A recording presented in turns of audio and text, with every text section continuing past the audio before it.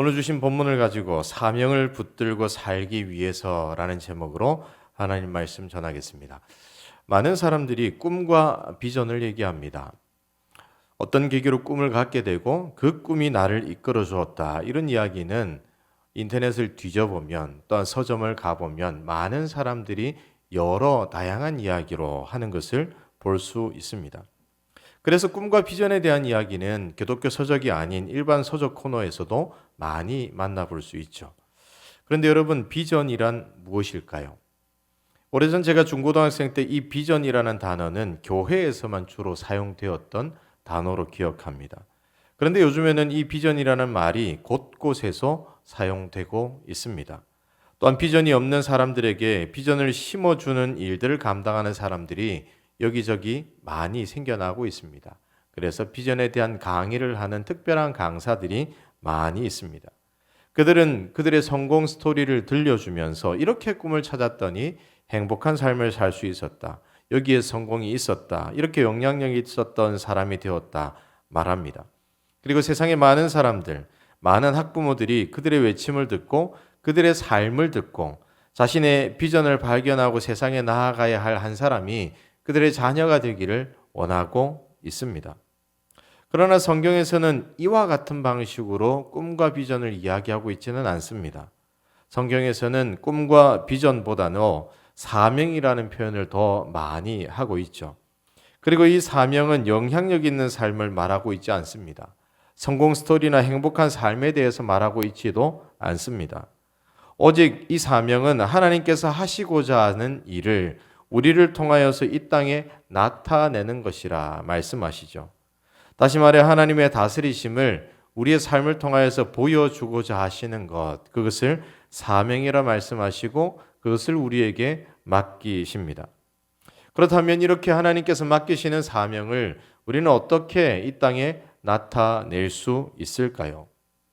오늘 우리가 읽은 이 본문은 쓰러져 있던 엘리야에게 다시 일어나라 말씀하시고 그에게 새로운 사명을 주시는 장면입니다. 오늘 이 말씀을 통하여서 그 사명의 자리에 서려고 할 때에 하나님께서 이끄시는 길을 뒤따라가려고 할 때에 우리가 어떻게 해야 하고 무엇이 필요한지 말씀을 통하여서 생각해 보기를 원합니다. 그리고 이를 통하여서 하나님께서 허락하신 그 사명을 부여받은 자로서 어떻게 세워져야 할지 그 해답을 발견하는 귀한 시간 되기를 주 예수님의 이름으로 축복합니다. 우리가 삶의 현장에서 하나님께서 허락하신 사명을 붙들고 살아가기 위해서 우리에게 필요한 것은 첫 번째로 돌이키는 것입니다. 돌이키다. 이것은요, 기본적으로 돌아서다, 방향을 전환하다라는 의미를 가지고 있습니다.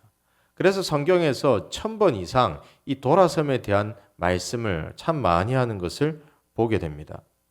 그 중에서 이 돌아서다라고 하는 단어가 주로 쓰여지는 것은 언약의 공동체가 하나님께로 돌아가는 것, 그들이 죄를 짓고 있었다면 그 죄를 모두 내려놓고 하나님을 바라보는 것, 이러한 의미의 돌아섬을 많이 말씀하고 있습니다.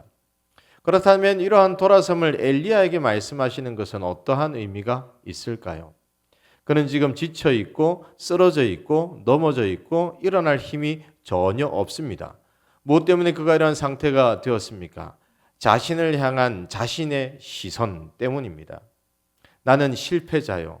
나는 아무것도 할 수 없는 자입니다. 라고 스스로를 폄하했고 아주 각박한 평가로 그저 무너져 내렸던 그 자신의 모습이 있는 거죠.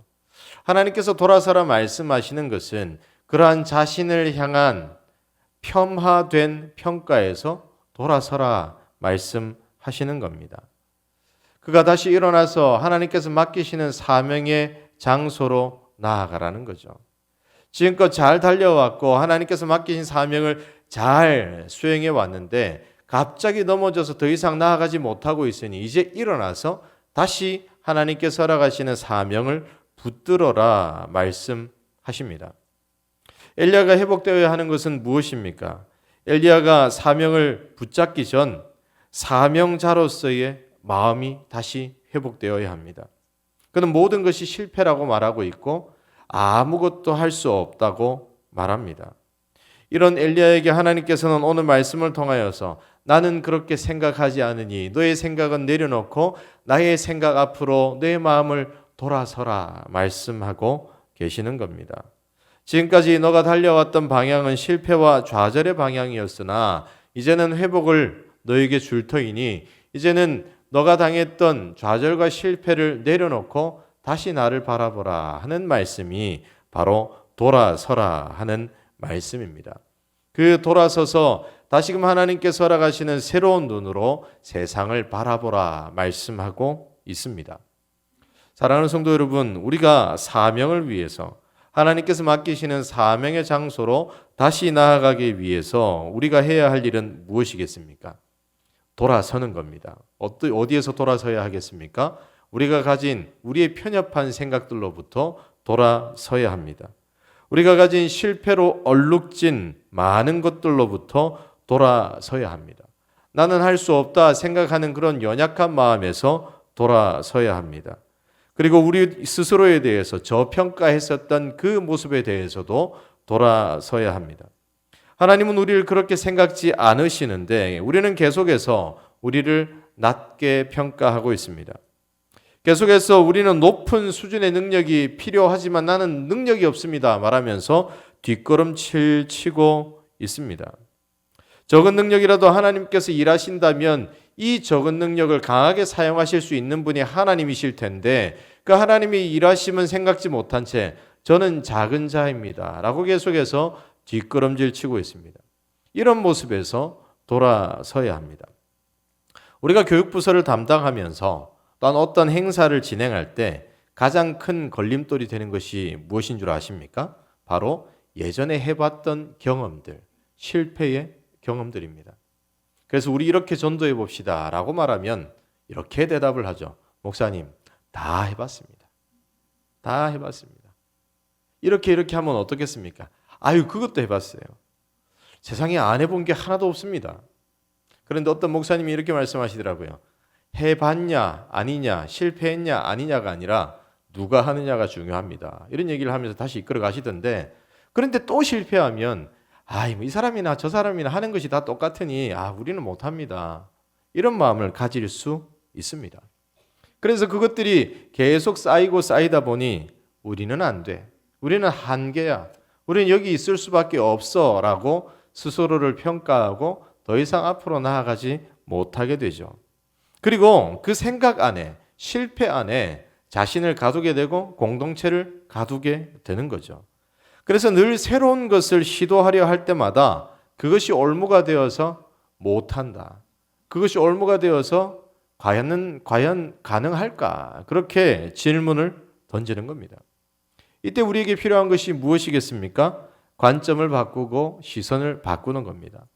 계속된 실패와 우리는 무엇을 할 만한 능력이 없는 사람이다 라고 하는 자신을 향한 저평가 그리고 그러한 틀에서 벗어나야 합니다.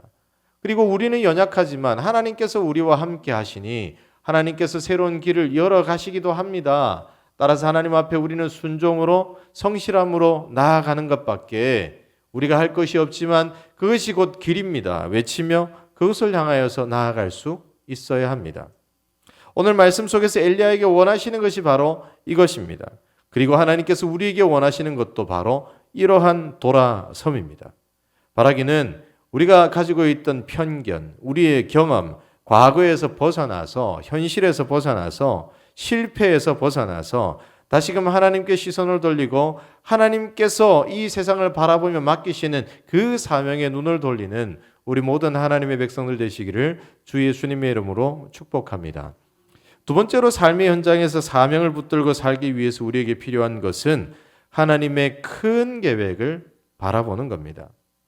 하나님께서는 사명을 향한 장소, 치열하게 하나님의 뜻을 나타내어야 할 장소에 보내실 때에 그저 시선만 바꾸고 관점만 바꾸게 하신 후 바로 보내시지 않습니다.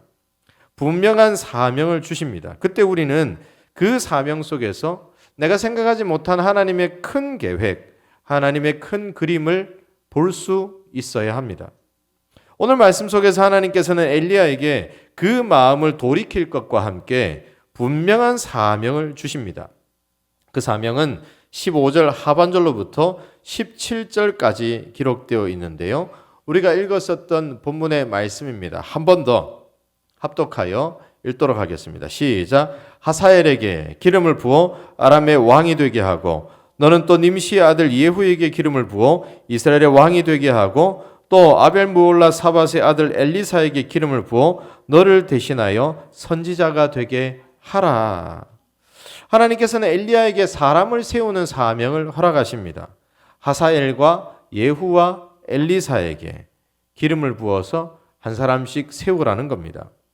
여기에 등장하는 세 명의 인물은 언뜻 보기에는 관련이 없어 보입니다. 왜일까요? 하사엘은 훗날 아람 왕 베나다를 죽이고 왕위에 오른 인물입니다. 또 예후는 누구입니까? 오므리의 가문을 멸절시키고 왕이 되었던 아합의 군대 장관이죠. 또한 엘리사는 누구입니까? 엘리야를 뒤이어 선지자가 되어서 그의 사명을 감당한 사람입니다. 이 세 명의 공통점을 찾아볼 수가 없습니다. 동시대의 인물도 아닙니다. 그러나 하나님의 계획은 그저 동시대에 있지 않습니다. 더 넓고 더 큽니다. 이 세 사람은 북이스라엘의 우상 숭배를 징계하시는 도구로 하나님께서 사용하셨던 인물들입니다. 하나님이 이스라엘 백성들의 그 우상 숭배를 심판하시고 그들의 잘못을 계속해서 징계하시는 도구로 쓰였던 사람이라는 관점에서 그들은 하나로 묶을 수 있는 사람들입니다. 먼저 하나님께서 말씀하신 순서는 하사엘과 예후와 엘리사이지만 시간적인 순서를 따진다면 엘리사, 예후, 하사엘의 순서가 되는데요. 한 명씩 그 의미를 생각해 보기를 원합니다. 먼저 엘리사에게 기름을 붓는 이 이유가 무엇인지. 엘리사는 아합 왕 말기부터 아하시야 왕의 통치 기간에 해당하는 50년 가까운 시간 동안 정치적으로 종교적으로 불안정하던 북이스라엘에 큰 영향력을 미친 위대한 선지자로 기억하고 있습니다. 하나님께서 엘리야 자신의 후계자로 엘리사에게 기름을 부어라 하신 것은 엘리사의 사역이 이제 끝났다라는 것을 이야기하는 것이기보다도 엘리사를 통하여서 계속해서 하나님께서 이스라엘을 다스리고 이스라엘의 말씀으로 임하게 될 것임을 가르쳐 주시는 대목입니다. 또한 엘리야에서 엘리사로 사역을 연결시키고 있는 것은 시대가 지나고 나 혼자밖에 없다고 판단하고 있을 때에도 하나님께서는 계속해서 미래를 준비하고 계신다는 사실을 보여주시는 장면입니다. 그렇게 준비한 사람이 바로 엘리사라는 사실을 가르쳐 주시는 장면입니다. 이를 통해서 하나님께서 엘리야에게 깨닫게 하시는 것은 사람의 사역은 실패할 때가 있고 사람의 사역은 끊어질 때가 있어 보이지만 하나님의 계획은 결코 끊어지지 않고 이어진다는 것입니다. 그들이 눈으로 볼 때는 흑암과 같은 현실이라 할지라도 하나님께서는 그 흑암과 같은 세월 속에서도 한 사람을 준비시키셔서 이제는 흑암을 벗어나게 하신다 하는 것을 엘리야에게 가르쳐 주시기 위해서 엘리사라는 인물에게 기름을 부어서 너를 대신하여 선지자로 살아가게 하라, 그 역할을 감당하게 하라 명령하시는 겁니다. 두 번째로 예후에게 기름을 붓는 것은 어떤 의미가 있을까요? 예후는 엘리야의 뒤를 계승한 엘리사의 한 사환에게 기름 부음을 받아 나중에 왕이 되는 그런 인물입니다. 그리고 그가 한 최고의 공적은 아합의 가문을 멸망시키는 일이었습니다. 아합이 죽고 그의 아들 요람이 왕이 되었을 때 예후는 반역을 일으킵니다. 그리고 요람을 죽이고 요람과 함께 동맹했던 유다의 아하시야 왕도 죽입니다. 아합의 왕비 이세벨은 이렇게 반역을 일으킨 예후에게 죽임을 당하죠. 이세벨은 예후가 왕국으로 진격해 올 때에 그를 조롱하다가 이세벨의 내시들에게 들려서 창문 밖으로 던져져서 죽임을 당합니다. 그리고 그가 죽은 이후에도 이세벨은 평온치 못하고 개들이 시체를 뜯어먹는 비참한 최후를 맞이하게 됩니다. 또한 예후가 감당했던 또 다른 일은 아합의 왕자 70명을 모조리 잡아 죽이는 것이었습니다. 또한 유다 왕 아하시야의 형제 42명도 모조리 잡아 죽였습니다. 아합과 관련된 모든 사람들을 잡아 죽일 뿐만 아니라 이세벨을 통하여 수입해 들어온 그런 바알을 섬기는 제사장들까지도 모두 죽이고 바알을 섬겼던 산당들도 모두 변소로 만들었던, 하나님의 칼날이 예후를 통하여서 북이스라엘에게 임했던 그런 귀한 일들을 감당했던 그러한 인물이었습니다. 그렇다면 하사엘에게 기름을 부어 왕으로 삼는 것은 어떤 의미가 있을까요? 하사엘에게 기름을 부어서 아람의 왕이 되게 하는 것은 하나님의 큰 계획을 가르쳐 주시는 것이었습니다. 하사엘이 했던 일은 이스라엘 백성들을 괴롭게 하는 일이었습니다. 특히 하나님께서는 이스라엘 백성들이 그들 가운데 뿌리 깊게 자리한 죄, 여로보암으로부터 시작된 금송아지를 숭배하는 그 죄를 심판하실 때 하사엘을 사용하시기도 하셨습니다. 열왕기하 10장 32절을 보면 이렇게 말씀하는 대목이 있습니다. 이때에 여호와께서 땅을 잘라내기 시작하심에 하사엘이 이스라엘의 모든 영토를 공격하되, 여기에서 말하는 이때라고 하는 시점은 예후가 이스라엘 땅에 있는 모든 바알의 세력을 몰아내고 아합의 집을 멸망시킨 후를 가리킵니다. 하나님께서 세운 사람으로서 예후는 그 일들을 성실히 잘 감당했기에 하나님께서는 칭찬하셨습니다. 그러나 그가 끝까지 보지 못한 죄가 있었습니다.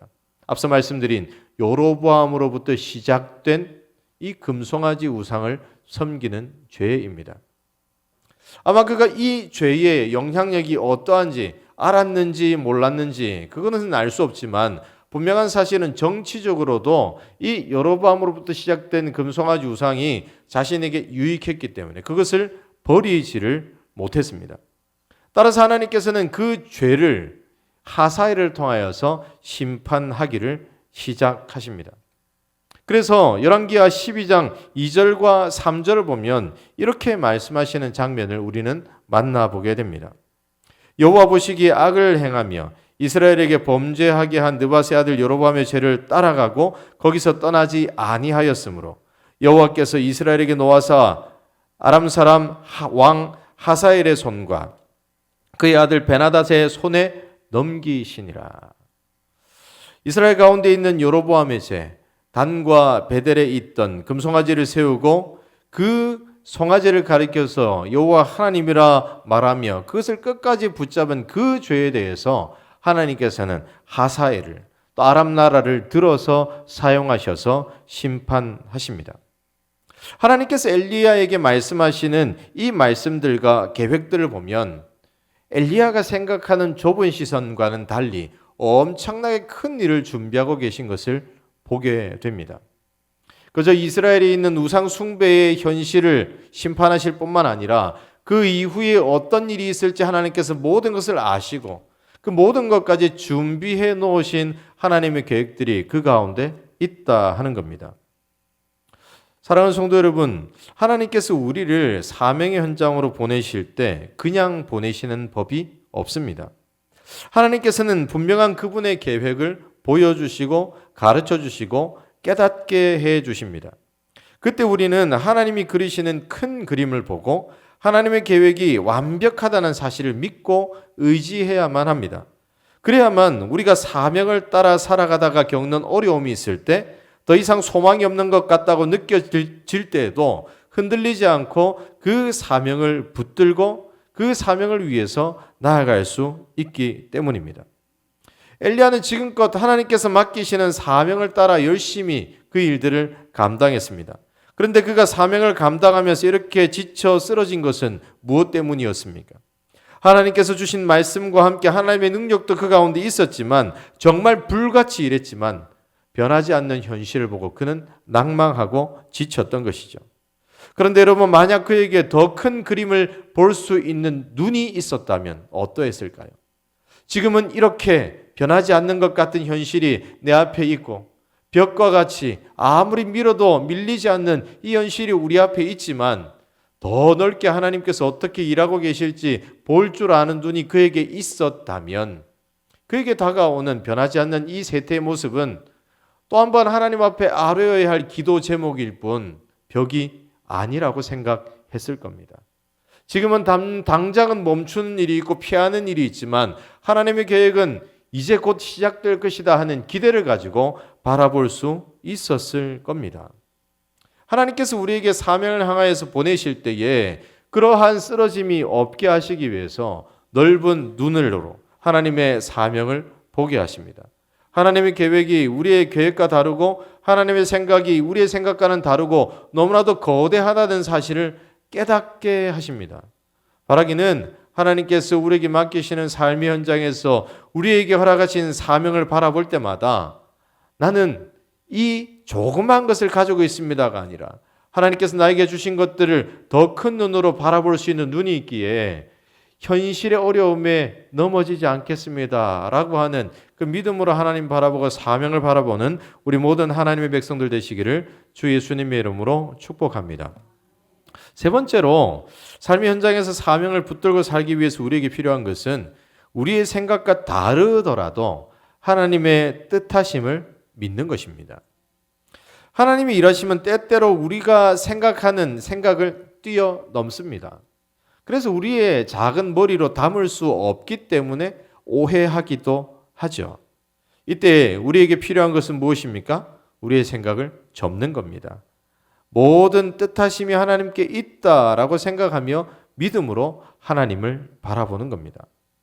앞서서도 함께 생각해 보았지만 우리가 읽은 말씀 속에서 하나님께서 엘리야에게 맡기시는 사명은 세 가지입니다. 하사엘에게 기름을 부어서 아람의 왕이 되게 하는 것, 예후에게 기름을 부어서 이스라엘의 왕이 되게 하는 것, 엘리사에게 기름을 부어서 엘리야의 뒤를 잇는 선지자가 되게 하는 것입니다. 그런데 당시의 상황을 비추어 보면 이 말씀은 어느 것 하나 납득할 수가 없는 말씀입니다. 한번 생각해 봅시다. 하나님께서 보시기에는 모세와 같은 선지자이고 누구보다도 사랑하고 아끼던 선지자이고 위대한 인물이지만 하나님이 쓰시는 한 사람이지만 주변 국가와의 관계 속에서 엘리야는 누구입니까? 하나님이 생각하시는 것처럼 그 아람 나라 사람들도 엘리야를 그렇게 생각할까요? 그렇지 않다는 거죠. 아람이라는 나라에서 볼 때에 주변 국가에서 엘리야를 볼 때에 그저 북이스라엘이라고 하는 작은 나라, 주변 국가에 의해서 공격도 받고 어려움을 당하기도 하는 그런 작은 나라에서 그 나라의 신을 섬기는 선지자라 하는 사람이더라 하는 정도의 모습일 뿐이라는 겁니다. 북이스라엘이 주변 국가와의 관계에 있어서 우위를 점하는 그런 형편도 아니었습니다. 그저 동맹 관계에 있을 뿐입니다. 그리고 아람은 호시탐탐 이스라엘을 넘보던 나라입니다. 이러한 아람이 이스라엘을 볼 때에 언제든 공격하여 우리의 속국으로 삼을 수 있는 그런 만만한 나라라는 거죠. 이런 형편에서 하사엘에게 기름을 부어서 아람의 왕이 되게 한다? 이게 말이 안 되는 겁니다. 하사엘은 차후에 왕이 될 후계자도 아닙니다. 그는 아람 왕의 군대를 이끄는 군대 장관입니다. 이런 그에게 기름을 부어서 왕이 되게 하라. 어쩌면 위험한 말씀입니다. 아람이라는 나라의 반역을 주장하는 일밖에 되지 않기 때문입니다. 실제로 하사엘은 자신을 섬기던 왕 베나닷을 살해하고 그 자리를 차지하게 됩니다. 이것은 큰 사건이지 않습니까? 이런 큰 사건을 이스라엘의 선지자 엘리야에게 맡긴다는 것이 납득이 되지를 않습니다. 예후에게 기름을 붓는 것도 똑같은 말들입니다. 예후는 아합의 아들 요람의 군대 지휘관 중 한 명입니다. 그에게 기름을 부어서 이스라엘의 왕이 되게 하는 것 역시 반역을 지시하시는 장면 중 하나입니다. 오므리 왕조가 세워진 이후에 지금까지 30년에 달하는 시간 동안 오므리의 가문이 대를 이어서 통치해 왔습니다. 그런데 그 가문이 아닌 새로운 사람으로 왕을 세우라는 겁니다. 그리고 한 가지 더 받아들이기 어려운 것은요, 엘리사에게 기름을 붓는 일입니다. 왜냐하면 엘리사에게 기름을 붓는 것은 엘리야의 자신의 선지자 은퇴와 동일한 의미이기 때문입니다. 그는 지금까지 하나님께 은퇴하겠다 말씀드렸습니다. 저 이제 더 이상 못하겠다 계속해서 하소연했습니다. 그랬더니 하나님께서 어디까지 끌고 오셨습니까? 호렙산까지 끌고 오셨고 그곳에서도 못하겠다 발버둥 칠 때 저기 서봐 라고 말씀하셔서 섰더니 말씀도 주시고 회복하게 되었고 이제 불같이 사역할 수 있을 것 같은데 갑자기 은퇴하라 하십니다. 지난 세월들, 그렇게 어려움 가운데 고통했던 그 시간들 이러려고 그러셨습니까? 라고 대답할 수 있지 않겠습니까? 하나님의 명령이 왜 이런 일들에 대한 명령일까? 의문입니다. 그런데요, 엘리야는 이 모든 명령에 순종하면서 그 길을 한 걸음 한 걸음 나아갑니다. 자신이 그토록 회복할 수 없었을 것 같다고 외쳤던 그 호렙산을 떠나서 이제는 회복한 모습으로 하나님이 맡기시는 사명을 향하여서 뚜벅뚜벅 걸어갑니다. 그리고 그 사명을 위해서 엘리사를 만나기를 시작합니다. 그렇다면 이 말씀을 통하여서 엘리야를 세우신 것은 분명한데 이 속에서 엘리야에게 깨닫게 하시는 것은 무엇이겠습니까? 하나님의 의도가 무엇이겠습니까? 이 모든 말씀은 궁극적으로 하나님의 놀라운 계획을 말씀하시는 겁니다.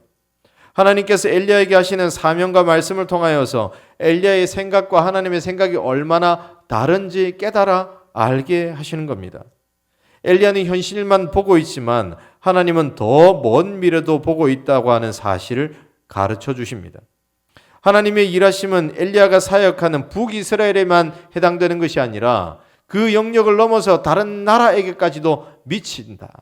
다시 말해서 하나님의 통치는 이스라엘에만 국한된 것이 아니라 열방 가운데 모든 세상 가운데 미치는 이 모든 세상을 통치하시는 분이 바로 하나님이시다라고 하는 하나님의 위대하심을 이 엘리야에게 알게 하시는 겁니다. 그래서 그 통치의 힘으로 이방 나라를 들어서 이스라엘을 심판하기도 하시고 누군가를 들어서 사용하시는 데에 하나님의 놀라운 계획이 있을 수밖에 없다는 사실을 알게 하시는 것이죠. 그래서 엘리야는 이 말씀을 통하여서 엘리야의 생각이 얼마나 짧았는지, 그리고 하나님의 생각이 얼마나 크고 내가 알던 하나님에 대한 시선보다 훨씬 더 크신 분이 우리의 여호와 하나님이라는 사실을 깨달아 알고 위대하신 하나님이 가지신 계획들을 가슴에 품고 사명의 길을 뚜벅뚜벅 나아갑니다. 하나님께서 이사야 선지자에게 말씀하셨듯이 하나님의 생각과 사람의 생각이 얼마나 다른지를 가르쳐 주시고 그 깨달음이 있었기에 그 깨달은 마음을 붙들고 하나님께서 맡기시는 사명의 자리를 향하여서 나아갔더라는 겁니다. 하나님께서 말씀하시는 모든 말씀이 엘리야에게 충격 그 자체였습니다. 그는 현재 이스라엘에만 어두움이 가득하고 이것을 벌하지 않을 줄 알고 있었습니다. 하나님 여전히 참으십니까? 라고 하소연하는 하소연이 너무나도 깊고 깊었습니다. 그가 탈진한 이유도 여기에 있었습니다. 그가 그토록 괴로워하고 그토록 외로워하던 이유도 변하지 않는 현실에 있었습니다. 그런데 하나님의 계획은 이 엘리야가 가지고 있었던 그 어려움과 그 모든 생각과 그 모든 아픔을 모조리 뛰어넘는 것이었기에 그는 놀랍게 하나님의 말씀을 받을 수밖에 없었습니다. 사랑하는 성도 여러분, 하나님께서는 때로는 그분의 뜻을 우리에게 보여주실 때가 있습니다. 그때마다 우리는 하나님의 계획 앞에서 우리가 너무나도 작다라는 것을 깨닫습니다. 우리 신앙생활을 둘러보아도 그렇지 않습니까? 우리는 현실만 봅니다. 오늘 하루만 보죠.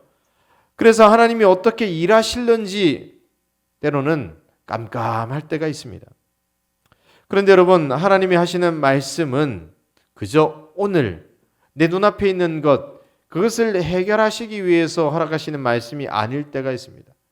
당장 우리 가운데 임하지 않고 당장 우리 가운데 해결되어지지 않는 것 같아 보이는 말씀이 10년 후에, 20년 후에 하나님의 뜻하신 대로 나타낼 때가 있다는 겁니다.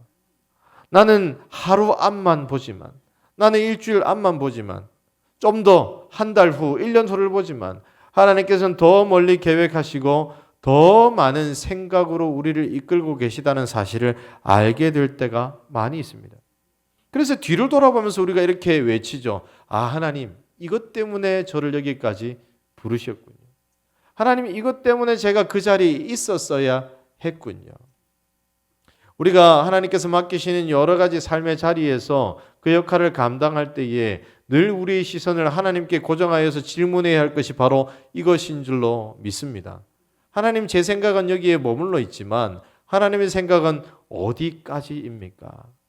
하나님 지금 당장은 내가 알지 못해서 답답하고 안개가 끼인 것 같은 그런 뿌연 현실이지만 하나님께서 나에게 가르쳐 주시는 그 미래가 어떠할지 기대할 뿐입니다. 그렇게 믿음으로 하나님을 바라보아야 한다는 것입니다. 그때에 우리의 생각과 다른 하나님을 더욱더 소망하게 됩니다. 우리가 바라보는 현실을 뛰어넘어서 일하시는 하나님, 그분 앞에서 하나님께서 맡기시는 모든 일이라 한다면 내가 내 현실을 뛰어넘어 일하시는 하나님이 있기에 믿음으로 붙들고 나아가겠습니다라고 하는 고백이 나타난다는 것입니다. 바라기는 이러한 고백으로 하나님께서 맡기시는 귀한 사명 앞에 충성을 다하는 우리 모든 하나님의 백성들 되시기를 주 예수님의 이름으로 축복합니다. 말씀을 정리합니다. 하나님께서는 쓰러져 있는 엘리야를 붙잡아 일으키십니다. 그리고 사명의 현장으로 보내십니다. 그렇게 세워서 보내실 때에 우리에게 원하시는 것이 있습니다. 우리가 포기하려고 했던 마음, 실패라고 여겼던 그 마음에서 돌아서는 겁니다. 그리고 하나님의 큰 계획을 바라보는 겁니다. 그리고 마지막으로 우리의 생각과 다를지라도 하나님의 일하심을 믿고 그 뒤를 따라가는 것입니다. 바라기는 이러한 모습으로 하나님의 귀한 복음의 사명을 감당하는 자리로 나아가는 우리 모든 하나님의 백성들 되시기를 주 예수님의 이름으로 축복합니다. 기도하겠습니다.